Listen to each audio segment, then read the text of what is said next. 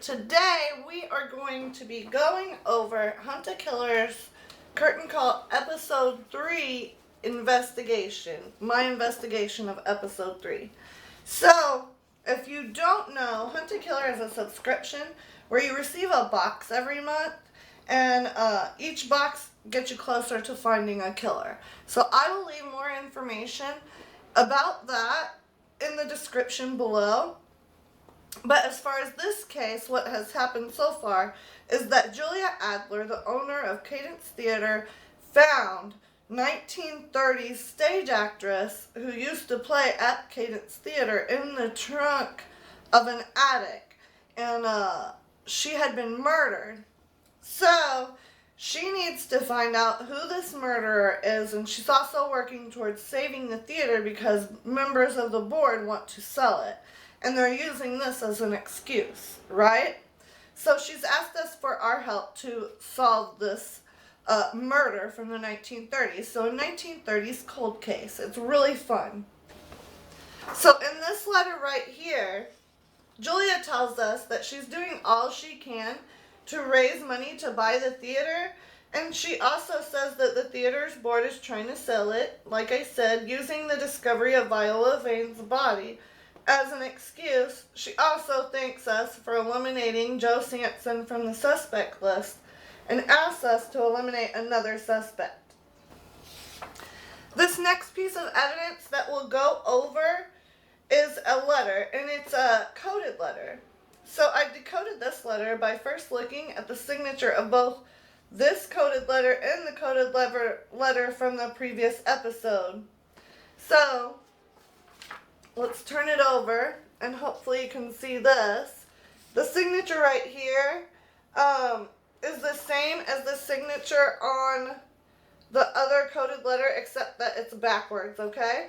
And also, like if you decode some of these words with the decoder thing from the last episode, and you start to decode them, you'll notice that they're words except that they're backwards. So basically, not only is each of these words coded, but they're also backwards. And I decoded this, and I'm about to read the letter for you that I decoded. So if you want to do that on your own, go ahead and fast forward a bit. But here we go for the people who would like to know what that letter says decoded. Hector. We can't get married, Hector. I'm calling off the engagement. When I agreed to marry you, I didn't understand what I was saying yes to. I'm not referring to anything about you as a person when I say that. What I mean is that I've never been in love before. Falling in love destroyed my interest in our arrangement, and soon afterward, our arrangement destroyed that love. You know how a certain someone had always referred to himself as not the marrying type? He insisted he couldn't let himself get too invested in me because of it. I hoped that his feelings would change, but when they did, it wasn't in the way I wanted. It hurts me so much to see him moving on to a girl he can actually spend his life with.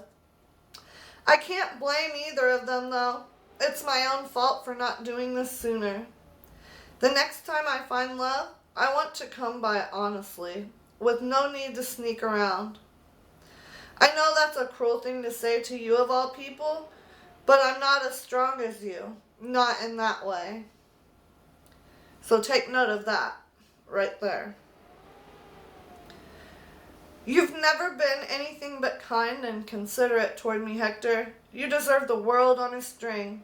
I hope someday we'll find ourselves dining at the Waldorf once again, this time arm in arm with our respective lovers.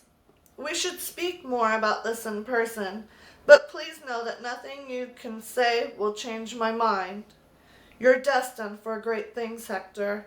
You don't need a false romance to sell yourself to the public, and neither do I. Your occasional scene partner and eternal friend, Viola. P.S. If I could ask one favor, and I know how presumptuous it is to ask any favors of you just now, it would be that we deliver this news to together. She's always been good at keeping her temper in check around you. So first of all, from the coded letter, the PS on it indicates that Viola's mother has a temper.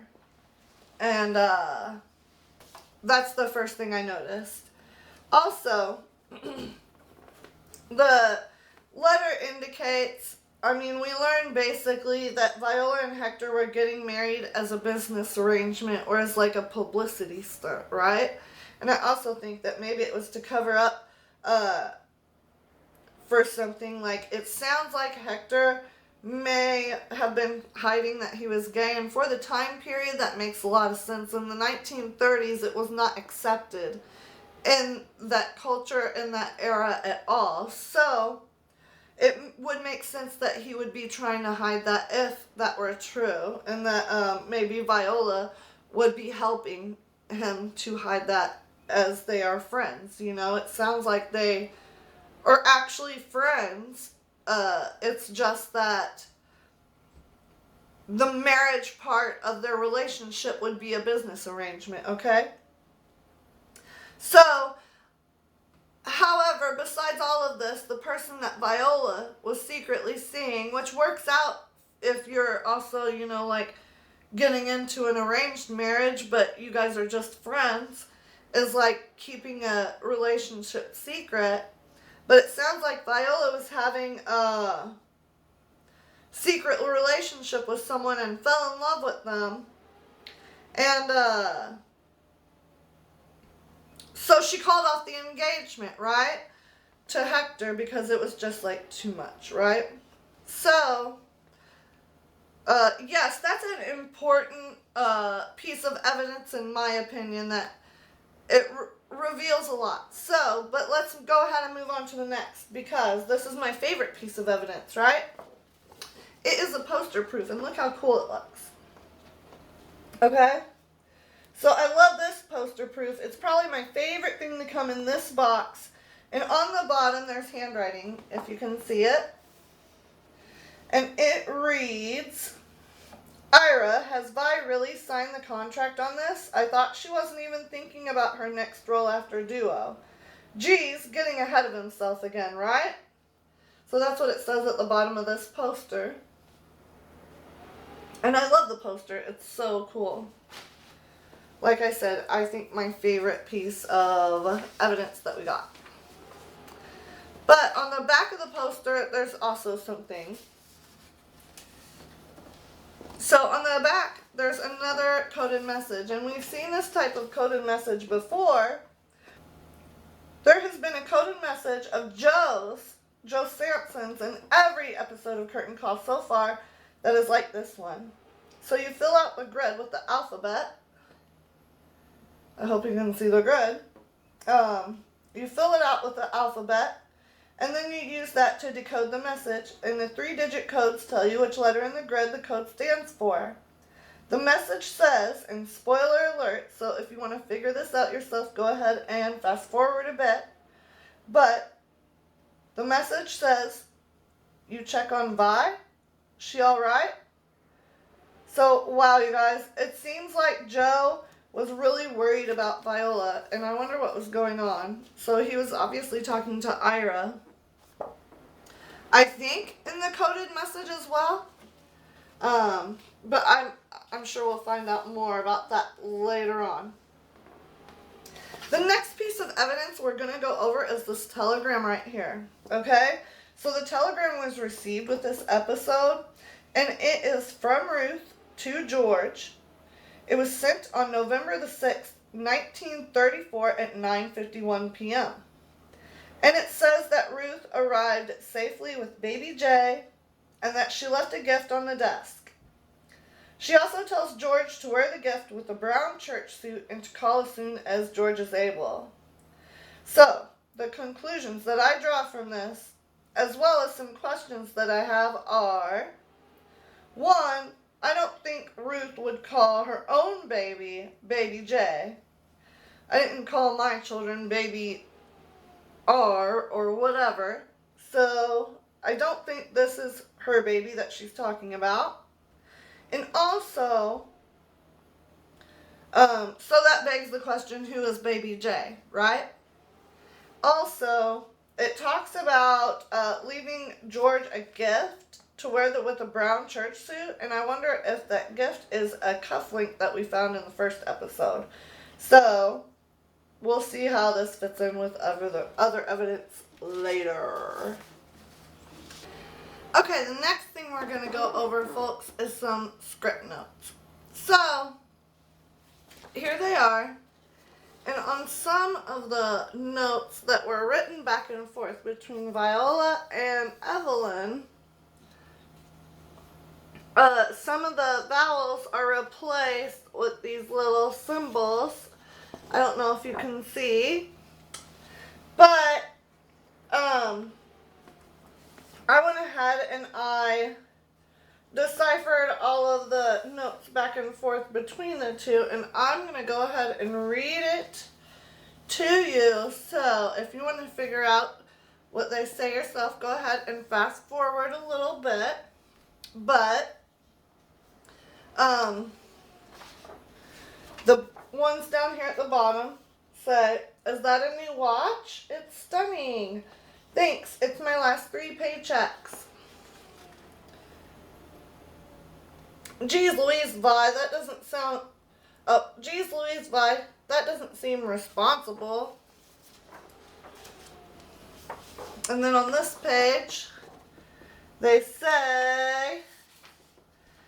Vi says to Evelyn, "Mother taught me that paper dollars aren't as reliable as gems. She left Romania with her jewelry sewn into the lining of her coat, you know.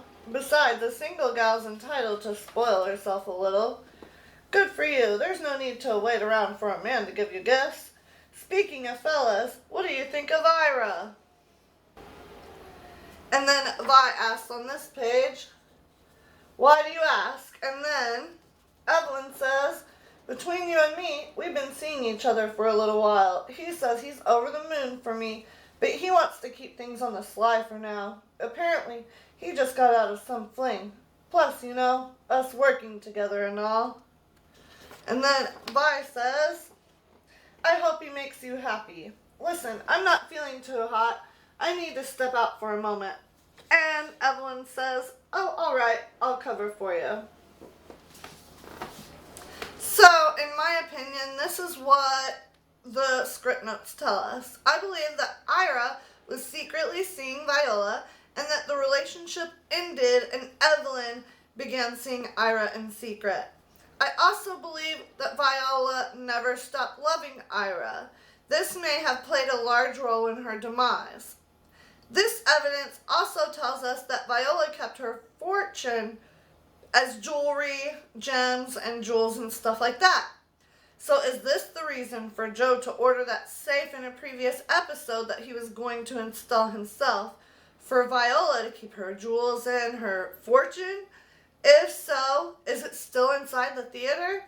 I think that Julia needs to be on the lookout for this. I mean, what if all those jewels are found and she can save the theater in that way? The next 2 pieces of evidence kind of fit together. It is a train ticket and a train timetable, and they were both found inside of a coin purse in episode 3.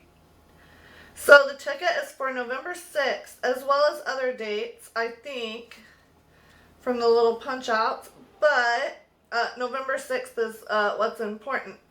So on the back, there's a to-do list, okay? And there's a coded message at the bottom. So I figured out that by looking at the first word and comparing it to other commonly used 4-letter words, with the last 2 letters being the same, you shift the letters over 6 to the left. And I'm going to read to you the coded message. So if you want to figure that out yourself, please go ahead and fast forward a bit. But the coded message says, "Call Lawrence." So who is Lawrence? There's one other time in this case that Lawrence is mentioned, but I believe we're going to get more into that in episodes to come, so I'm going to leave that there for now. And then, as you can see on the front, the ticket is red, so it's for the red line. So we need to be looking at the red line schedule on this train timetable because that is what the train ticket was for. And if we look at trains that were leaving after 5 p.m. on the red line, because remember that several people said that Ruth was at the theater at 5 p.m. to reach Tannersville, Pennsylvania.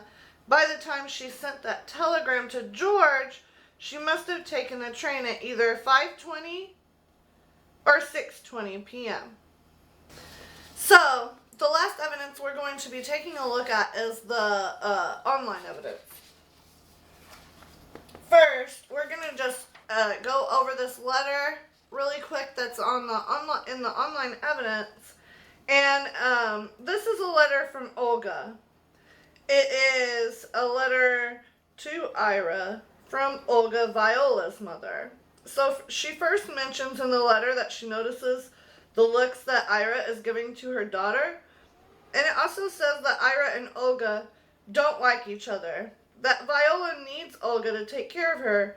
And that Olga would like Ira to help Olga in making sure Viola doesn't throw away all the hard work that all of them have put into making Viola a star.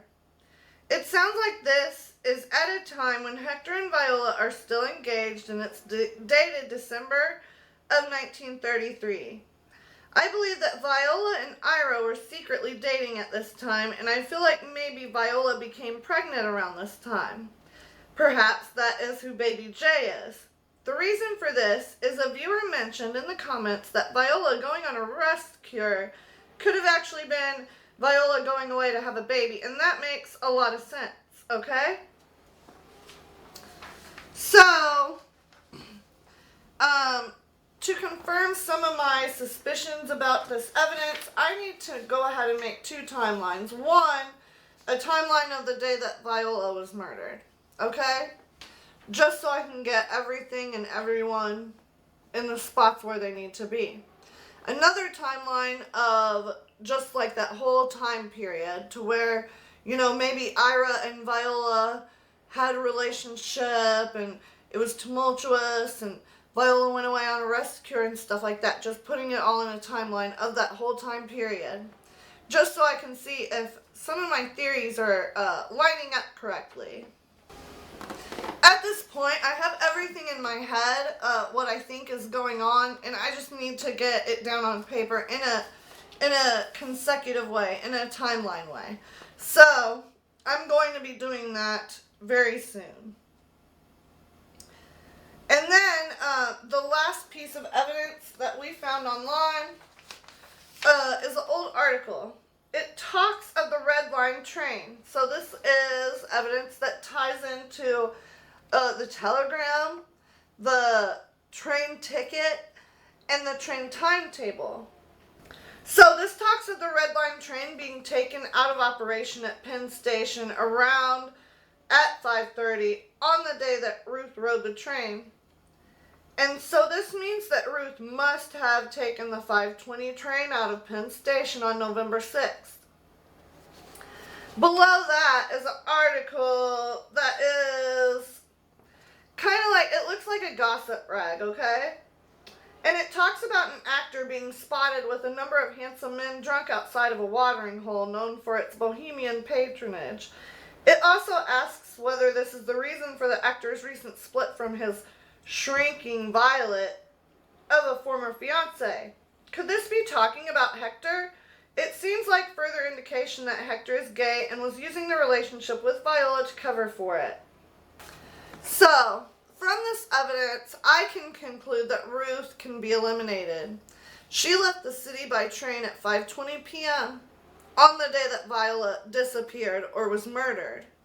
This is also confirmed by other people who said that Ruth left the theater at 5, the train ticket, the train timetable, the telegram, and the online news clipping.